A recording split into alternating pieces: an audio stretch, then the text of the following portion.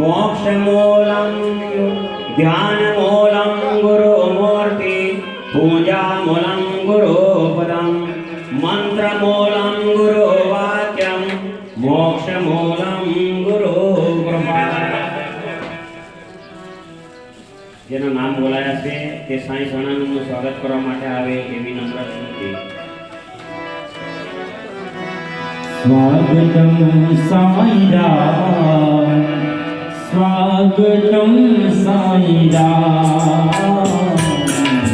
स्वागतं साईराम स्वागतं साईराम स्वागतं जलाराम स्वागतं साईराम स्वागतं जलाराम स्वागतं साईराम आइए साईराम पधारिए साईराम आइए साईराम पधारिए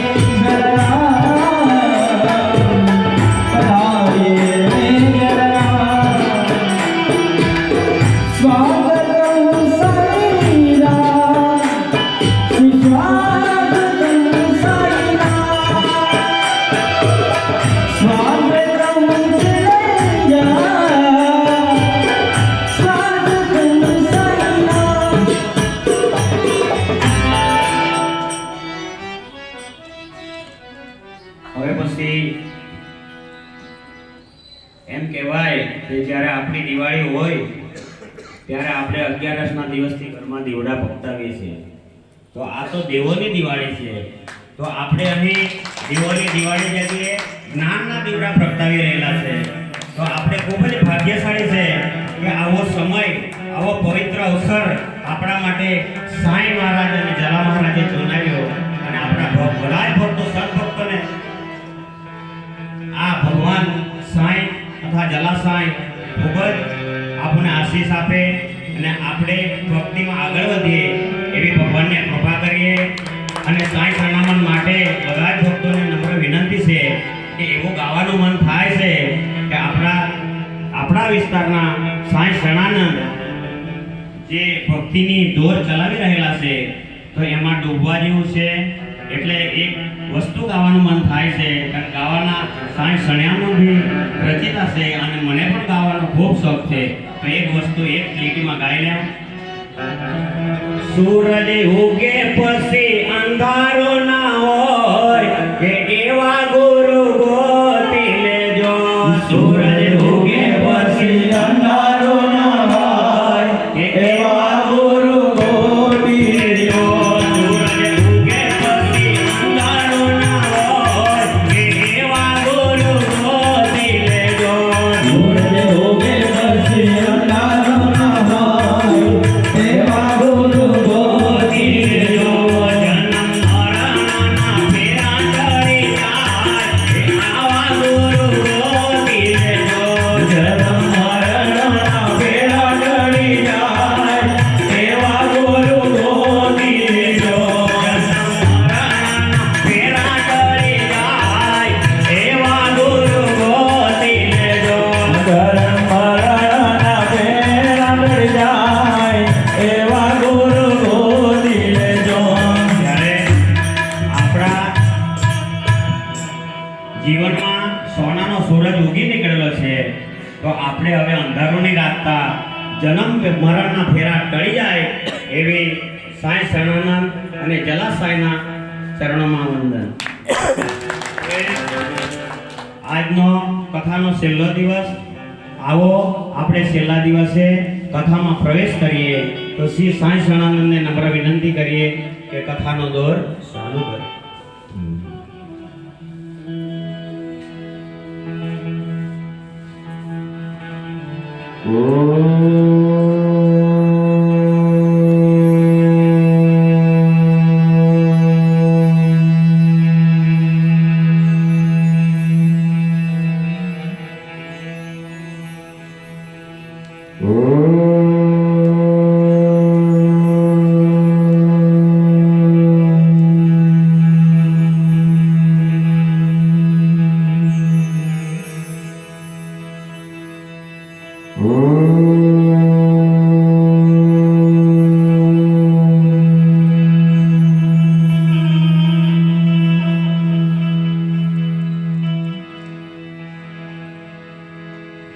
વક્રતુંડ મહાકાય સૂર્યકોટિ સમાપ્રભ નિર્વિઘ્नं કુરુ મે દેવ સર્વકાર્યેષુ સર્વદા. ગુરુર્બ્રહ્મા ગુરુર્વિષ્ણુ ગુરુર્દેવો મહેશ્વર ગુરુ સાક્ષાત પરબ્રહ્મ તસ્મૈ શ્રી ગુરવે નમઃ. યા દેવી સર્વભૂતેષુ શક્તિરૂપેણ સંસ્થિતા નમસ્તસ્યૈ નમસ્તસ્યૈ નમસ્તસ્યૈ નમઃ. राम नाम में लिया है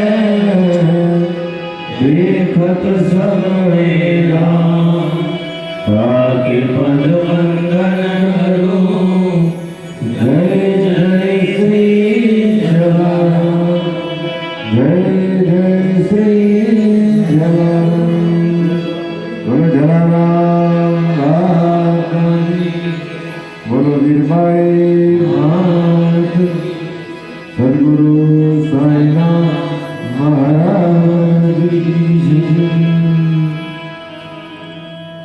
तो બધા ભક્તોને ઓમ સાઈ રામ જય જલારામ. આજનો પવિત્ર દિવસ દેવ દિવાળી અને જે ધામની અંદર આપણે બધા બેઠા છે એ દેવોની ભૂમિ દ્વારકામાં એવી એટલે દેવભૂમિ અને એમાં પણ જ્યાં 68 તીર્થ બધા તીર્થોના જે ધામની અંદર વાસ છે એવા ધામમાં આપણે બધા જ ભક્તો સદગુરુના ચરણમાં સદગુરુ તત્વરૂપી કથાનો પ્રવાહ જ્યારે ચાલી રહ્યો અને આજે એ પ્રવાહને વિરામ મળવાનો છે. તો એ કથાની અંદર ઉપસ્થિત સ્થાનિક દેવી દેવતાઓ, ગામે ગામથી આવેલા બધા જ ભક્તો અને અમારા સદમિત્રો, વડીલો, ભાઈઓ, બહેનો, નાના ભૂલકાઓ, વિશેષમાં મારો સંગીત વૃંદ, સાઉન્ડ વૃંદના વિશારદો, બધા જ ભક્તોના હૃદયની અંદર મારો રામ વિરાજમાન છે. તો આ ભૂમિ સહિત બધાના જ ભક્તોના ચરણમાં વંદન કરી લઈએ. ભગવાનને પ્રાર્થના કરીએ કે હે પરમાત્મા, જેમ અમારા મહેશભાઈ બહુ સરસ વાત કરી કે આપણને સદગુરુ કૃપારૂપી અમૃત મળ્યું અને સૂરજ સોનાનો ઉગ્યો. માણસોના અંદરથી આવી સુખની ઉર્મિઓ એવી ઉભરાઈ કે જ્યાં જેમ સૂરજ મૂકે અને અંધારું દૂર થઈ જાય, એમ આપણને સદગુરુ રૂપી કૃપાથી પ્રકાશ મળ્યો. એટલે આંતરિક અંધારું કે ધીમે ધીમે ધીમે આ આપણને ખબર પડી. પણ હજુ સૂરજ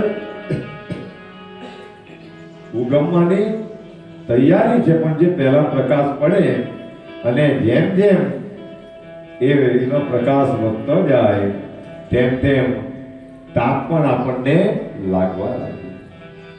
એ તાપ મળે એટલે આપણી અંદરની બધી ઠંડીઓ, કુસ્મૃતિઓ એ દૂર થઈ જાય અને જેમ જેમ એ મધ્યાહને આવે અને પછી એનો ક્ષય થાય એમ. પણ આ તો રહી સંસારની વાતો, ક્ષય થવાની. પણ આપણને જે ગુરુ કૃપારૂપી અંજન મળ્યું છે એનો કોઈ પણ દિવસ ક્ષય એટલે કે નાશ થતો નથી. આ તો અનંત અને અમૂલ્ય વસ્તુ છે કે જેમને જેમને પ્રાપ્ત થઈ, એ નરસિંહને પ્રાપ્ત થઈ, મીરાને પ્રાપ્ત થઈ, તે આરસાની અંદર કોઈ સાધનો નહીં હતા, પ્રચારના કોઈ માધ્યમો નહીં હતા, તે છતાં પણ એમના પર સદગુરુ રૂપી અંજન વરસેલું અને એ પરમ તત્વને પામેલા. એટલે આજે ચમાર જાતિના હતા એટલે પણ આજે આટલા વર્ષો પછી એમની યાદો થાય. અને મહાપુરુષો તો એમ કહે કે જ્યાં સુધી સૂર્ય અને ચંદ્ર રહેશે ત્યાં સુધી આવા સમર્થોની, કારણ કે ભગવાનને પામેલા, જ્યાં સુધી ભગવાનનું અસ્તિત્વ રહે ત્યાં સુધી એ ભગવાનના પરમ ભક્તોનું પણ અસ્તિત્વ આ બ્રહ્માંડની અંદર રહેશે. તો એવા સંતોના ચરણમાં પણ વંદન. વિશેષ કરી આજે કથા વિરામ થવાની છે. 1, 2, 3, 4 એમ કરીને આજે આપણો છેલ્લો દિવસ. પણ આપણે એવા દિવસોમાં આપણા સદગુરુ લઈ આવેલા કે જ્યારે આપણે નક્કી કરવા આવ્યા હતા ત્યારે કલ્પના પણ નહીં કરેલી કે ત્યારે આવા દિવસો હશે. અને આજે પૂનમ પણ આપણે બધાએ જલા બાપાના ધામમાં લોકો પૂનમ ભરવા આવે, પણ આપણા બધાને સ્વતઃ પૂનમ ભરાય. આજે બધા સવારે ઉઠીને એટલી બધી તકલીફો બધાએ વેઠી હશે. નાના છોકરાઓ સાથે ઠંડુ પાણી નાય, તકલીફ થાય અમને પણ કોઈક આવી પરમ તત્વની વસ્તુ એમને સદગુરુ આપી દેતા નથી. એને માટે બધા ભક્તોની પરીક્ષા લે કે મારા ભક્તો મારા માટે અને પોતાના સ્વકલ્યાણ માટે તકલીફો ભોગવવા માટે તૈયાર છે કે દરેક વસ્તુની સદગુરુ ચેક કરતા હોય. તો આવી બધી તકલીફો બધાએ વેઠીને અને અમારા કરતા પણ બધા આરતીમાં જલ્દી પહોંચી ગયેલા, ત્યાંથી આવીને પણ બધાએ શ્રી હરિના 1000 પાઠો કરી નાખ્યા. તો બધા જ ભક્તોના ચરણમાં સતત પ્રણામ. હું કામ? કારણ કે તમે બધાનું ભાથું બાંધી લીધું. જેના માટે આપણે વીરપુર આવ્યા એ ભક્તિનું ભાથું બધાએ બાંધી લીધું. બીજ બંધાઈ ગયું. હવે એ ઘેરે જઈને રોપે તો એનું ફળ મળવા વગર રહેતું નથી. કારણ કે આ બીજ કોઈ પણ દિવસ, બધા બીજ પલટી શકે પણ ભક્તિનું બીજ કોઈ પણ દિવસ પલટી શકતું નથી. અને સંતો તો એમ કહે કે આ જન્મે કદાચ એ ફળ નહીં આપે, કર્મ ના વાંકે, તો આવતા જન્મે પણ એ મળવા વગર રહેતું નથી. શું કામ? કારણ કે આપણે બધા પાપી છે, સંસારી છે, એટલે સ્વાભાવિક છે કે સંસારમાં રહીને પાપો થાય. અને જે માણસો સ્વીકારી લે તો એ પાપોને પણ ભગવાન માફ કરનારો છે. એટલે જ્યાં ભૂલો માફ કરવાની આવે, પાપને સ્વીકારવાના આવે, તો સહજ રીતે એને સ્વીકારી લેવાનું કે મારાથી પાપ થયેલો છે.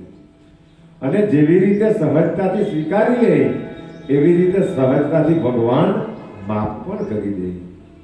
પણ મનુષ્યની સ્થિતિ એવું છે કે એ સ્વીકારવામાં માનતો નથી. ચાહે હડાહડ ભૂલ કરે તો પણ એમના સ્વભાવ પ્રમાણે એ માણસ સ્વીકારવામાં માનતો એટલે દુઃખી થાય.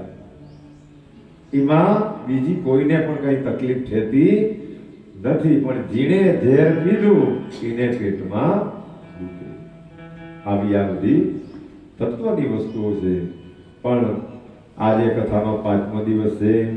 આપણા સાંઈધામની પ્રણાલિકા મુજબ આપણે એ બધા દેવોને યાદ કરી લઈએ. બધા શ્રદ્ધાથી બોલો ગણપતિ ગજા.